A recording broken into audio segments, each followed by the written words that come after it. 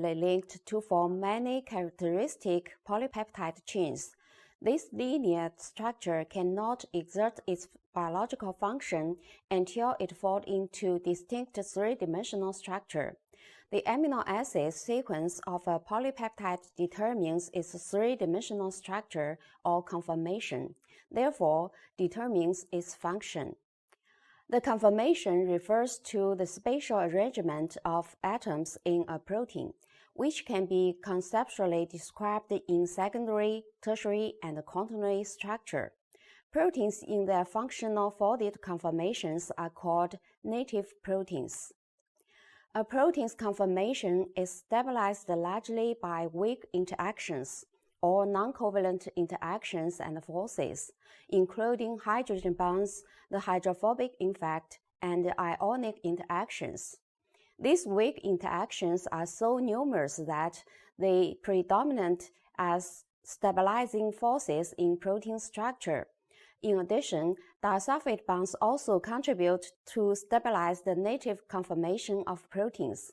In this section, we first discuss the secondary structure of protein. In the late 1930s, Linus Pauling and Robert Corey conducted a series of studies to analyze the peptide bond. They found that the peptide carbon-nitrogen bonds have partial double bond character. Thus, they cannot rotate freely. Therefore, the atoms associated with the peptide bond are coplanar. The 6 atoms of the peptide group lie in a single plane, with the oxygen atom of the carbonyl group trans to the hydrogen atom of the amine nitrogen. This structure is called peptide unit. But rotation is permitted about the nitrogen alpha carbon and the alpha carbon-carbon-sigon bonds. The backbone of a polypeptide chain can thus be considered as a series of rigid planes, each of which shares a common point of rotation at alpha carbon with an adjacent plane. The angles of rotation about the two single bonds determine the relative spatial position of the adjacent plane of peptide unit, thus determine the formation of different secondary structure. The protein secondary structure refers to any chosen segment of a polypeptide chain and describes the local spatial arrangement of its main chain atoms without regard to the positioning of its side chains or its relationship to other segments. There are a few types of secondary structure that occur widely in proteins. The most prominent are the alpha helix, beta conformations, and beta turns.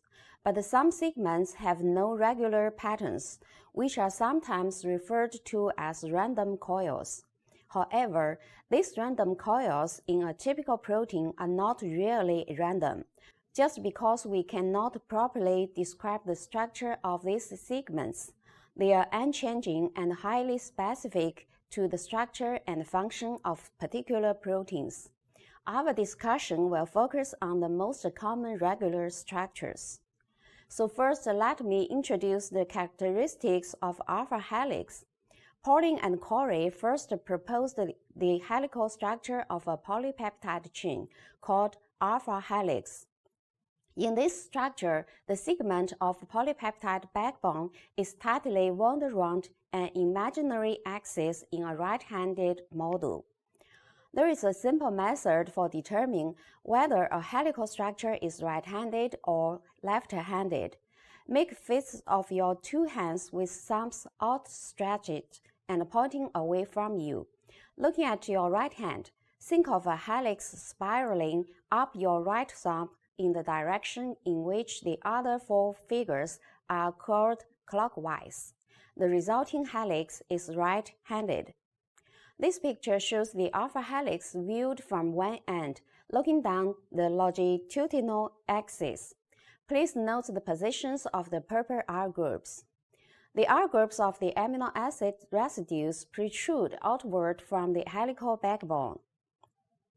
The repeating unit in alpha helix is a single turn of the helix, which extends about 5.4 angstrom, along the long axis, and each helical term includes 3.6 amino acid residues.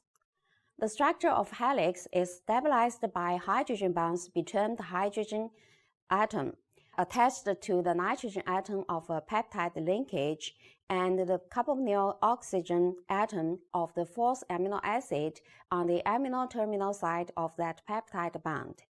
Within the alpha helix, almost all peptide bond participates in such hydrogen bonding.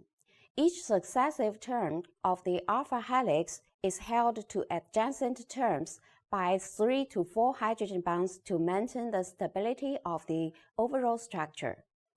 However, not all polypeptides can form a stable alpha helix. Interactions between amino acid side chains can stabilize or destabilize the alpha helical structure. The charge state, size, and shape of R groups affect the formation and the stability of alpha helix. For example, if a polypeptide chain has a long block of glutamate residues, this segment will not form an alpha helix at pH 7.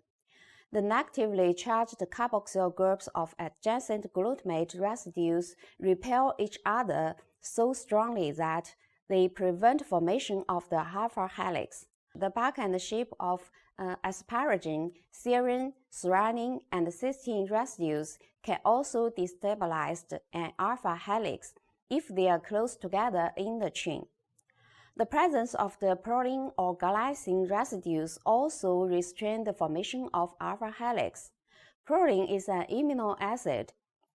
Its nitrogen atom is part of a rigid ring, so the nitrogen alpha carbon bond cannot rotate.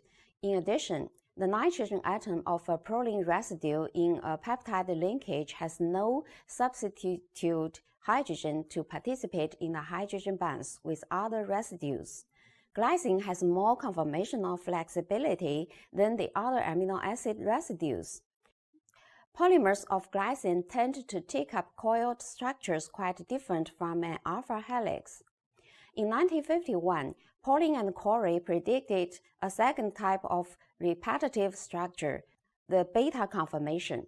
Compared with alpha helix, in the beta conformation, the backbone of the polypeptide chain is extended into a zigzag form rather than helical structure. This is called a beta string. The R groups of the adjacent amino acids in a beta string protrude from the zigzag structure in opposite directions.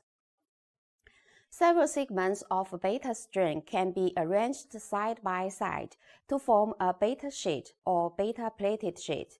The structure of the beta sheet is stabilized by hydrogen bonds between adjacent segments.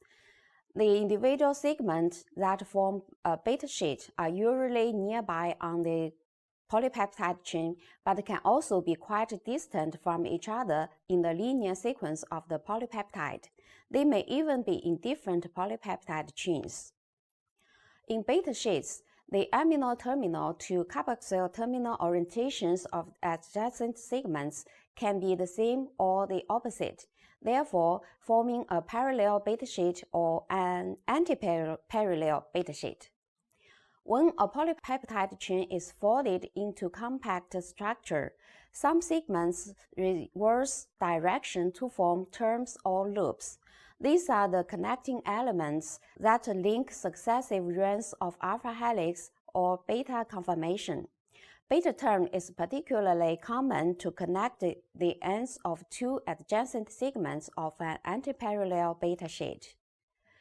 The structure is a 180-degree turn involving 4 amino acids. A hydrogen bond is formed between the carbonyl oxygen of the first residue and the amino group hydrogen of the fourth to stabilize the turn. The peptide groups of the central two residues do not participate in any inter-residue hydrogen bonding. Glycine and proline residues often occur in beta turns. Because glycine is small and flexible, the peptide bond involving the imino nitrogen of proline readily form the cis configuration, which is particularly amenable to a tight turn. In summary, a typical protein usually has one or more stable three-dimensional structures or conformations that reflects its function. Protein structure is stabilized largely by multiple weak interactions, including hydrophobic effect, hydrogen bonds, and ionic interactions. Non-peptide covalent bonds, particularly disulfide bonds, play a role in the stabilization of conformational structure in some proteins. The peptide bond has a partial double bond character that keeps the entire 6-atom peptide group in a rigid planar configuration. The peptide carbon-nitrogen bonds cannot rotate freely, whereas the nitrogen alpha carbon and alpha carbon-carbon bonds can rotate. The nature of the covalent bonds in the polypeptide backbone places constraints on structure. Second structure is the local spatial arrangement of the main chain atoms in a selected segment of a polypeptide chain. The most common regular secondary structure are the alpha helix, the beta conformations, and the beta turns.